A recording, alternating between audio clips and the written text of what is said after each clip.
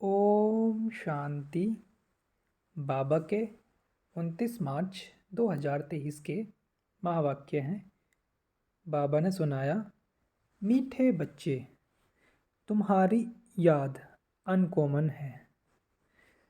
जिसे तुम इन आँखों से देखते नहीं उसे याद करते हो और उसकी याद से तुम्हारे विकर्म विनाश हो जाते हैं। हमारे विकर्म विनाश हो जाते हैं।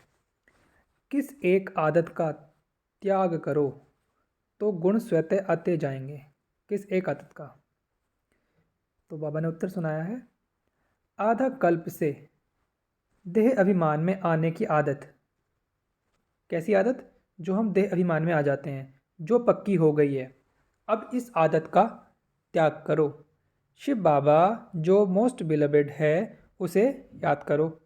कोई भी देहधारी की याद न रहे तो सब क्वालिफिकेशन आ जाएंगी, डिफेक्ट निकल जाएंगे, आत्मा पवित्रता का सागर बन जाएगी, खुशी का पारा चढ़ा रहेगा, सब गुण स्वतः आते जाएंगे। सिर्फ किससे?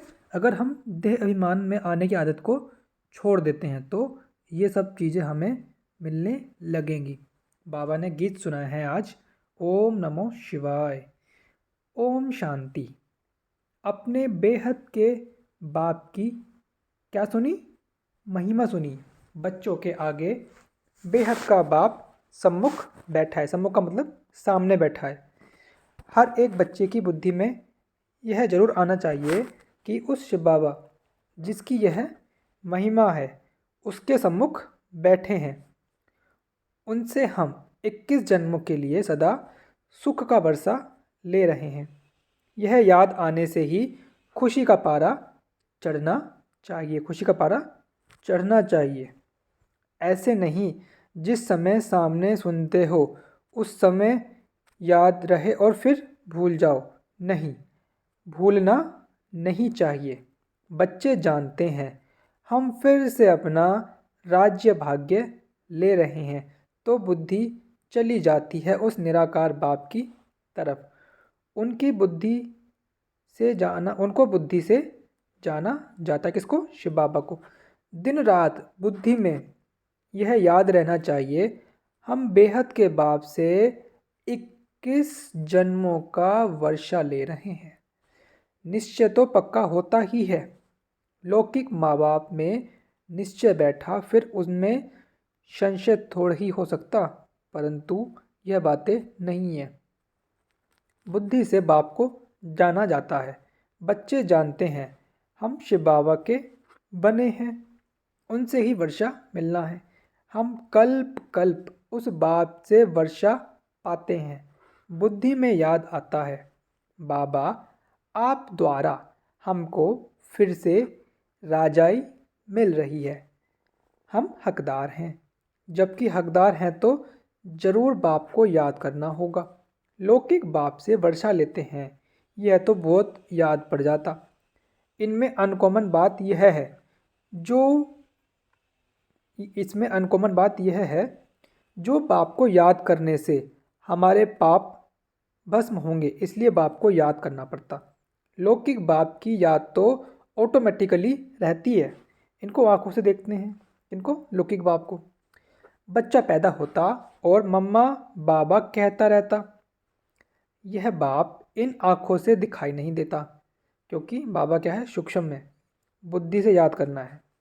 हम शिव बाबा की ब्रह्मा द्वारा क्या बनते हैं? संतान बने हैं और 21 जन्मों का वर्षा पाने के लिए श्रीमत पर क्या करते हैं? पुरुषार्थ करते हैं। इसमें पहले मुख्य है पवित्रता। बाबा पवित्रता पर बहुत जोर देते हैं। जितना याद करेंगे बुद्धि पवित्र होती जाएगी। ऐसे नहीं समझना है हम तो बच्चे हैं ही, बाप को याद नहीं करेंगे तो विकर्म विनाश नहीं होंगे। बहुत बच्चे समझते हैं हम तो बच्चे हैं और बाप को याद नहीं करेंगे। कहते हैं ना, मुख से राम राम कहो, परंतु इस राम, कौन सा राम? जो शिव बाबा राम है, शिव बाबा का चित्र तो है नहीं। इसलिए मनुष्य का बुद्धि योग चला जाता उस राम तरफ। किस राम तरफ? जो दशरथ पुत्र हैं। सद्गति दाता शिव को तो सभी भूले हुए हैं। अभी तुम जानते हो शिव बाबा आया हुआ है। पहले तो जरूर रचयिता शिव बाबा आया होगा, तब ही स्वर्ग की रचना रची होगी। उनके बाद फिर क्या आता है? राम राज्य चला। अब तुम सतयुग में, त्रेता में राज्य करने के लिए बाप से वर्षा ले रहे हो। यह बुद्धि में चलना चाहिए। क्या चलना चाहिए? कि अब हम सतयुग में, त्रेता में राज्य करने के लिए बाप से वर्षा ले रहे हैं। यह क्या चलना चाहिए बुद्धि में? ये गीत बजना चाहिए। परम पिता परमात्मा शिव आते ही हैं एक बार। राम, सीता, लक्ष्मी नारायण आदि भी एक ही बार आते हैं। भल पुनर्जन्म लेते हैं, परंतु नाम, रूप, देश, काल सभी बदल जाता है। राम सीता को भी प्रारब्ध भोगने के लिए पुनर्जन्म लेते हैं। यह सारा ज्ञान बुद्धि में टपकना चाहिए तो खुशी रहेगी। कोई को भी बहुत समझाना सहज है। स्वर्ग के रचयिता बाप को तुम याद करो तो वर्षा मिल सकता है। बेहद के बाप को तो ये सभी याद करते हैं। बाप नई सृष्टि रचता है तो सभी क्या हो जाते हैं? सुखी हो जाते हैं। इस समय तो सभी क्या हैं? दुखी हैं। इस समय सभी दुखी हैं। यह ड्रामा ही सुख का दुख का बना हुआ है। क्या बना हुआ है? ड्रामा सुख दुख का खेल चलता रहता है। कभी सुख होता है, कभी दुख होता है। कहते भी हैं सुख में सुमिरन सब करें, दुख में करे न कोई। सुख में कौन राज्य करते हैं? कौन करते हैं? देवी देवता, लक्ष्मी नारायण। फिर त्रेता में राम सीता। तुम जानते हो इतने वर्ष इस घराने का राज्य चलता है। क्रिश्चियन समझेंगे हमारे क्राइस्ट ने राज्य रची। फिर Edward the first, Edward the second राज्य करते आए। पास्ट होता है ना, विदेशों में जो राजा होते हैं उनका नाम, जैसे मान लो एडवर्ड नाम है तो उनके आगे फर्स्ट सेकंड लगता रहेगा, जो आगे आता रहेगा नाम यही रहेगा। भारतवासियों को कुछ भी पता नहीं। तुम बच्चे जानते हो सतयुग में लक्ष्मी नारायण का राज्य था, जिसको ही हेवन, स्वर्ग कहा जाता है। बाप ही स्थापन करते हैं। पतित दुनिया में आए तो पावन बनाए। यह याद रहना चाहिए। क्या याद रहना चाहिए? पतित दुनिया में आए तब तो पावन बनाए। हम उस बाप से बेहद का वर्षा ले रहे हैं, श्रीमत पर धारणा कर रहे हैं। यह भूलना नहीं चाहिए। बरोबर शिव बाबा कल्प पहले भी आया था, जिसका यादगार भी है, पर अब वह फिर से आया है। पहले आते हैं निराकार शिव बाबा, फिर आकर तुमको देवी देवता बनाते हैं। सतयुग में लक्ष्मी नारायण प्रैक्टिकल में राज्य करेंगे। फिर भक्ति मार्ग में पुजारी वन, चित्र आदि बनाएंगे। लक्ष्मी नारायण का इस समय कोई एक्यूरेट चित्र तो नहीं, फिर प्रैक्टिकल में आएंगे। अब शिव बाबा तुमको प्रैक्टिकल में पढ़ा रहे हैं ब्रह्मा द्वारा। कितनी सीधी बात है, कितनी सीधी बात है कि शिव बाबा हमें ब्रह्मा के द्वारा प्रैक्टिकल में पढ़ा रहे हैं। तो ये क्या हुई? सीधी बात। कोई भी स्कूल में ऐसे नहीं कहेंगे तुम्हारी आत्मा पढ़ती है, टीचर की आत्मा हमको पढ़ाती है, ऐसा कहीं नहीं कहेंगे। ऐसा कहेंगे तो हमें क्या कह देंगे कि तुम तो पागल हो, ऐसी बातें कर रहे हो। वह सब मनुष्य को पढ़ाते हैं। वास्तव में पढ़ती आत्मा है। कौन पढ़ती है? आत्मा। आत्मा ही ऑर्गन्स द्वारा पढ़ती है। आत्मा कहती है मैं बैरिस्टर बन गया हूँ। नॉलेज से बैरिस्टर बनते हैं। यह तो है वंडरफुल बात। निराकार शिव बाबा निराकार आत्माओं से बात कर रहे हैं। आत्मा में संस्कार रहते हैं, मनुष्य यह भूल जाते हैं। निराकार बाप इन द्वारा समझाते। किन द्वारा? ब्रह्मा बाबा के द्वारा। किनके द्वारा? ब्रह्मा बाबा के द्वारा। उनका एक ही नाम शिव है।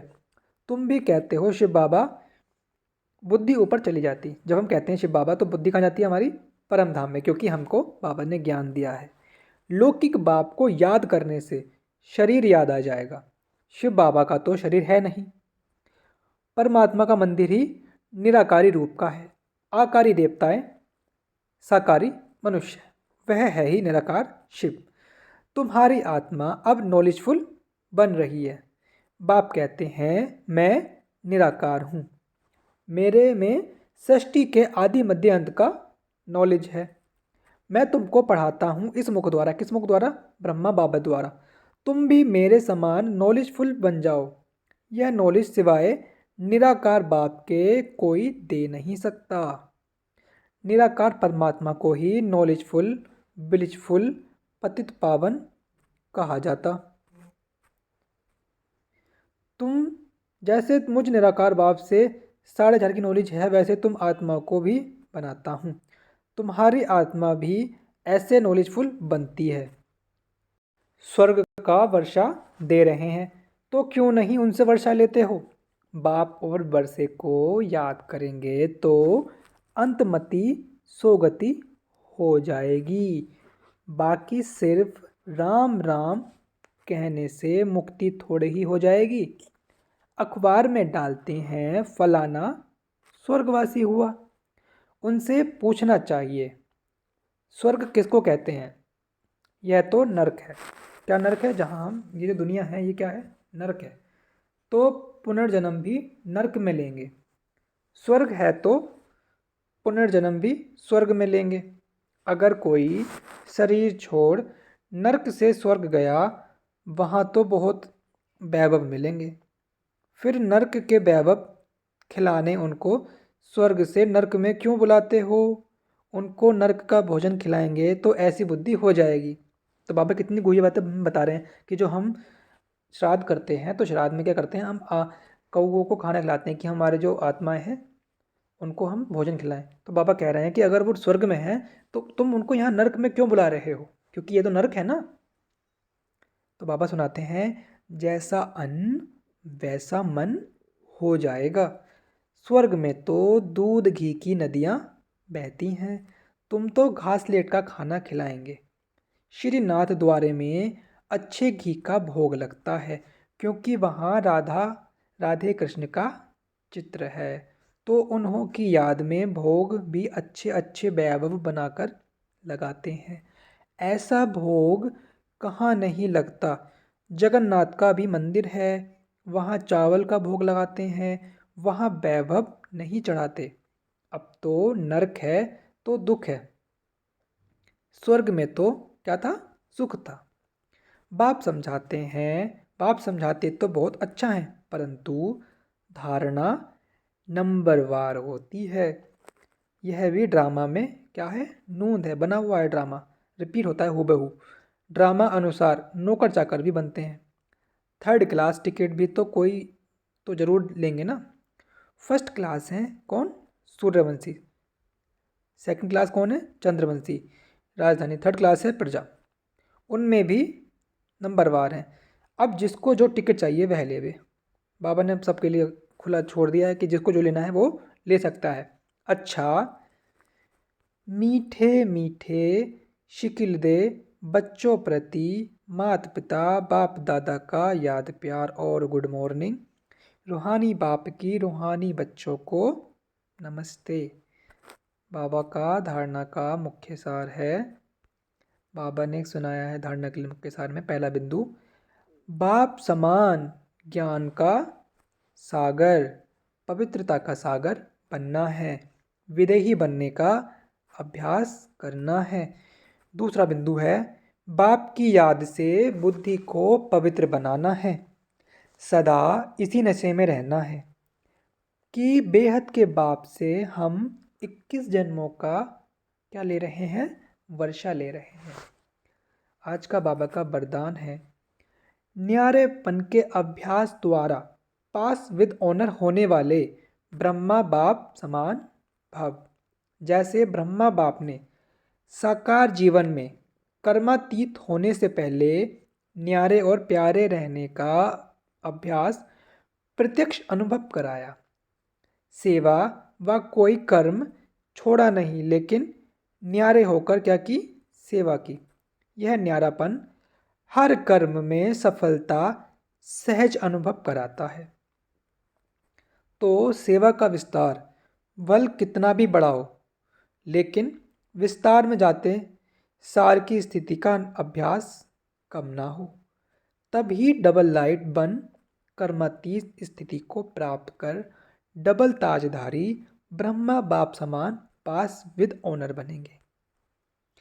बाबा का आज का स्लोगन है, स्वयं को ऐसा शक्ति स्तंभ बनाओ जो अनेकों को नए जीवन बनाने की शक्ति प्राप्त हो। स्वयं को ऐसा शक्ति स्तंभ बनाओ जो अनेकों को नई जीवन बनाने की शक्ति प्राप्त हो। ये थे बाबा के आज के महावाक्य। जो बिंदु आपको याद है वो आप कमेंट में लिखें। ओम शांति।